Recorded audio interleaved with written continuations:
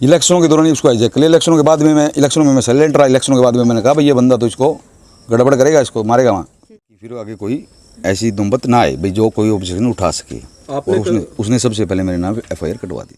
मेरे को खतरा सा महसूस हो रहा है, मैं डरी हुई अपने आप को। मतलब सोनाली जी का आखिरी बार फोन कब आया था? मेरा मतलब कि घटना वाली रात को 10:15 बजे मेरे पास उनका फ़ोन पे मेरी उनसे बात हुई थी। दिन में 3-4 बार मतलब कि हमारी बातचीत चल रही थी मेरी सोनाली जी की।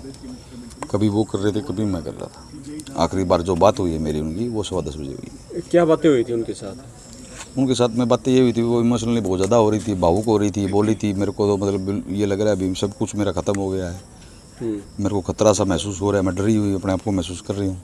तो मैं कहा इतनी इमोशनल होने की ज़रूरत नहीं है, रात निकाल सुबह अपने इशारा जियो, जो भी बात होगी आप उसको क्लियर कर देंगे, तेरे साथ में इसकी FIR कटवा देंगे जो इस तरह को परेशान कर रहे हैं। क्या किस तरह के रिश्ते थे आपके और सोनाली फोगाट के? मेरे रिश्ते तो मेरी ससुराल से पहले सोनाली जी के साथ थे। मेरी शादी उन्होंने करवाई थी। मैं तो मतलब कि सोनाली जी के परिवार में उनसे सबसे पहले सोनाली जी को ही जानता था। बीच में ऐसा भी हुआ था कि आपकी कुछ मनमुटाव हो गए थे जिस वजह से आपके ऊपर FIR भी दर्ज करवा दी गई थी? हाँ, वो उसने मतलब सुधीर ने आके वो करवा दिया था, मनमुटाव करवा दिया। बस वजह तो मतलब वो सारा उसको कंट्रोल रखने लग गया था।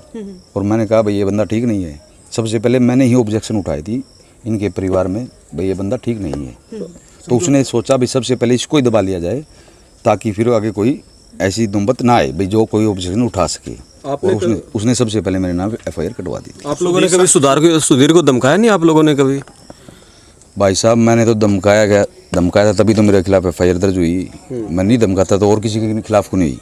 क्या तो तुम्हें हुई थी सुधीर के साथ आपकी? यही थी भाई, वो सारा काम बिगाड़ने लग रहा था। सारे इलेक्शन बिगाड़ दिए उसने। हम इलेक्शन जीतते पड़े थे। हाँ। सारा इलेक्शन खराब कर दिया उस बंदे ने। यानी आपको लगता है कि सोनाली जी के इलेक्शन हारने के पीछे का कारण सुधीर सांगवान? मैडम मैं लाइव था उस टाइम पे। हमारे यहाँ का जो सोनाली जी का पहले ड्राइवर होता था उस ड्राइवर को उसने भेज दिया। खुद का ड्राइवर रोहतक से बुला रहा है, खुद का वो PA बन के एंट्री मारी है उसने। हिसार पुलिस उसको सिक्योरिटी देती है, उसको गाड़ी से उतार देता है, बोला तू हमारी सिक्योरिटी से आउट करेगा। मतलब हाईजैक कर लिया उनको। इलेक्शनों के दौरान ही हाईजैक कर लिया। इलेक्शनों के दौरान ही उसको हाईजैक कर लिया। इलेक्शनों के बाद में मैं साइलेंट रहा। इलेक्शनों के बाद में मैंने कहा भाई ये बंदा तो इसको गड़बड़ करेगा, इसको मारेगा वहाँ। मेरी यही सब थे, इसको मारेगा। उसके बाद में उसने सोनाली जी को कॉन्फिडेंस में ले गया, दबाव में ले गया, मेरे को नहीं पता कैसे भी करके वो मेरे खिलाफ ये FIR कटवा दी। भाई इसको साइलेंट कर दो, बाकी कोई रिश्तेदार फिर वैसे ही बोलेगा ही नहीं। और वही हुआ, मतलब उसने प्रेशर पूरा बढ़ा दिया। आपकी बातों को पहले ही गंभीरता से नहीं लिया गया? नहीं, मेरे नहीं लिया गया। अगर आप मेरी सोच में सुनते तो वो बच जाते। मेरी सोच में तो नहीं लिया गया। यहाँ से जाने के बाद में गुड़गांव जो फ्लैट में गए थे वहाँ से 21 अगस्त को सिक्योरिटी गार्ड को भी उन्होंने वहाँ से वापस भेज दिया, तो उनके मन में क्या था? हाँ, ये मतलब लेटेस्ट क्लू आप ही बता रहे हो भाई साहब। भाई जो उनको बॉडीगार्ड यहाँ से मिला हुआ था, पुलिस सिक्योरिटी जो मिली हुई थी, उसको भी वो मतलब कि वापस भेज देते हैं। तो इसका मतलब कोई ना कोई उसने प्लान बना रखा था। सर, गुड़गांव फ्लैट को लेकर भी ये काफी सारी अटकलें जो है निकलकर सामने आ रही है कि अगर वो फ्लैट खुल जाए तो बहुत सारे राज तो अपने आप ही निकलकर सामने आ जाएंगे। बिल्कुल बिल्कुल। उसकी चाबी कहाँ है सर? उसकी चाबी ही सुधीर के पास है। और मतलब गोवा पुलिस को मैंने बोला भाई वहाँ पर गाड़ी खड़ी सोनाली जी की, और सोनाली जी की फ्लैट की चाबी इससे पूछो कहाँ और हमें दी जाए। उन्होंने ये कहा भाई मैं मेरी गाड़ी की चाबी के अंदर ही फ्लैट की चाबी है। तो उसके बाद में पुलिस ने हमें वो भी नहीं दिलवाई।